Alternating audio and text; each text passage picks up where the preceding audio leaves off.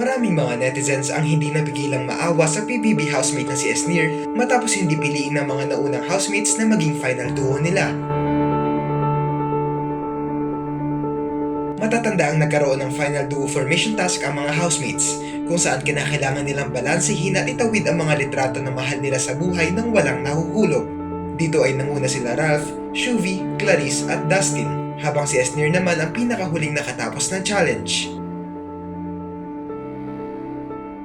Kamakailan lang ay nagsimula ng pumili ang mga housemates ng kanilang kaduo at ang napili ni Ralph na maging kaduo ay si Will.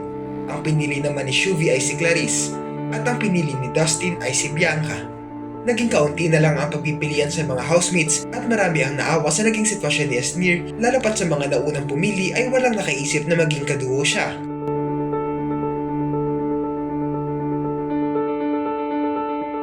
Matatanda ang noon ay binanggit na ni Shuvi na si Esnir ang gusto niyang maging final duo, kaya marami rin ang nagulat na si Clarice ang pinili niya.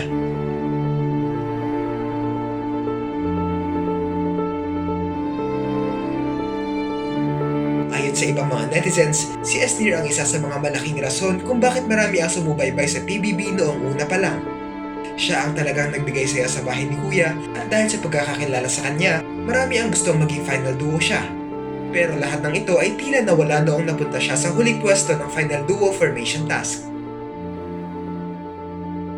Nakakalungkot umano dahil sa isang pagkakamali ay bigla na lang siyang isinantabi sa pagpipilian. Tignan ang mga komento.